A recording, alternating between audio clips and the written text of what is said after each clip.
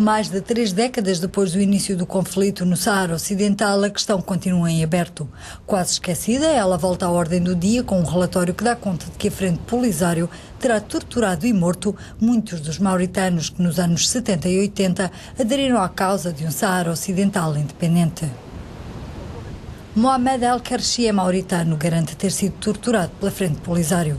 Nos anos 70, assim que a Espanha se retirou do então Saara espanhol, o território foi anexado por Marrocos e pela Mauritânia. A Frente Polisário forma-se então em defesa de um Saara Ocidental independente.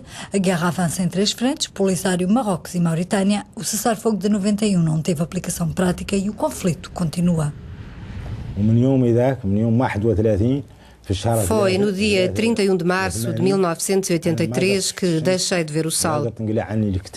Prenderam-me numa célula com os olhos vendados. Durante 5 anos não soube se era de dia ou de noite. Karchi continua a contar-nos a tortura de que terá sido vítima nos campos de Tindouf, no sul da Argélia, país apoiante da Frente Polisário, mas considera que, apesar de tudo, teve sorte. Alguns dos seus companheiros, diz, foram torturados até à morte, à sua frente. E, quando suplicou aos torturadores que o matassem também, que pusessem fim ao seu sofrimento, riram-se na sua cara.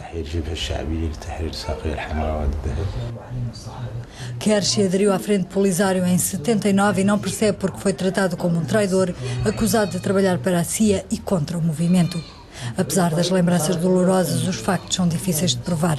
A Frente Polisário acusa Marrocos de ter montado uma campanha de propaganda para a desacreditar. Lembranças dolorosas têm também aqueles que perderam entes queridos e que não acreditam que um dia justiça seja feita.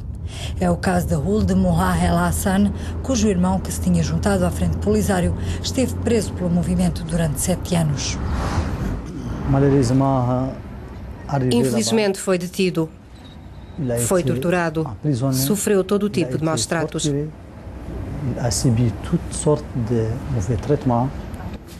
Alguns sobreviventes da prisão de Tindouf disseram depois a Ould Moulaya que o seu irmão morreu, embora oficialmente esteja desaparecido. Lembro-me como se fosse ontem. Quando íamos brincar, acompanhados pela minha mãe, quando ele me dava moedas e outras coisas assim. Estou sempre a pensar nele e em como é triste já não ter este irmão que era, para mim, alguém tão querido, excepcionalmente querido. Gostava tanto dele. Exceptionnellement cher, que j'aimais beaucoup, vous ne pouvez pas imaginer.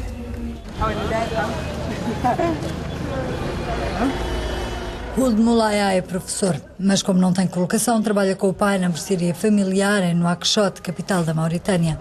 30 anos depois, o pai também não esquece a perda do filho mais velho. Era o mais velho. Ia à escola e esperávamos que um dia fosse alguém na vida. Era muito bem educado. Não conseguimos esquecer a sua morte. Tudo o que pedimos é que as pessoas relacionadas com a sua morte sejam julgadas e punidas. Sentar os responsáveis no banco dos réus é também o objetivo de Jean Abou. Há quase um ano, este padre libanês e advogado em Bruxelas veio para a Mauritânia preparar um relatório sobre estes alegados crimes. Considera que é um dever cristão dar voz às vítimas. Foram as pessoas, as vítimas e as famílias das vítimas que vieram contar-me as suas histórias, o que lhes aconteceu nos campos de Tindouf, no sul da Argélia. Foi aí que constatei as violações dos direitos e tirei fotografias para provar os sofrimentos.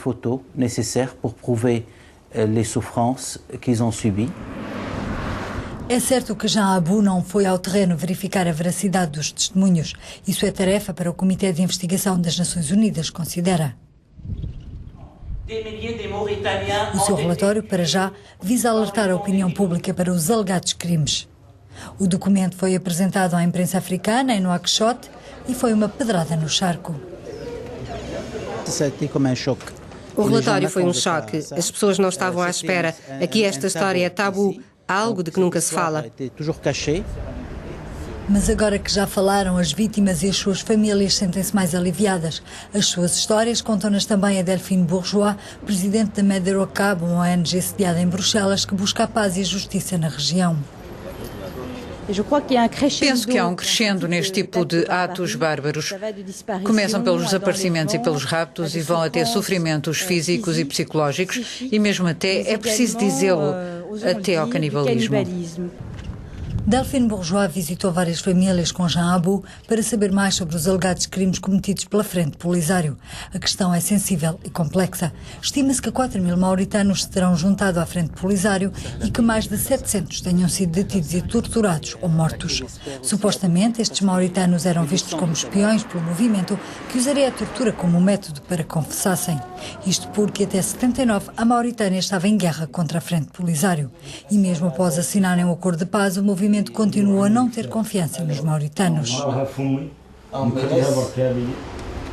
Para Delphine Bourgeois, a União Europeia tem que investigar todas estas alegações. Se queremos que a parceria entre a Europa e o Mediterrâneo seja bem sucedida, que a relação entre a Europa e o mundo árabe funcione, então não podemos continuar a fazer de conta que não vemos. A Frente Polisário diz que as alegações não são novas e que tudo não passa de uma campanha mediática orquestrada e financiada por Marrocos, mesmo se o caso aumenta ainda mais as tensões entre Rabat e Argel, grande apoiante do movimento. Trata-se nada mais, nada menos do que de uma campanha de propaganda que visa sujar a imagem da Frente Polisário. Se Jean Abou fosse honesto, o mínimo que faria era verificar, era perguntar à outra parte. A Frente Polisário nega estes alegados crimes e violências? Trata-se de invenções? Durante esta guerra, todos os meios foram utilizados contra nós, incluindo um trabalho muito bem feito por parte dos serviços secretos. O que posso garantir é que nunca houve tortura. O que posso afirmar, ao mesmo tempo, é que houve prisioneiros.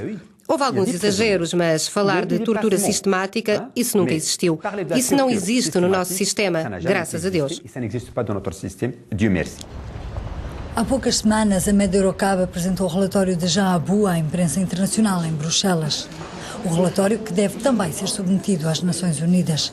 As vítimas querem que o seu sofrimento seja conhecido em todo o mundo. Apelei a Marrocos, à Argélia e à Mauritânia que prendam as pessoas em causa.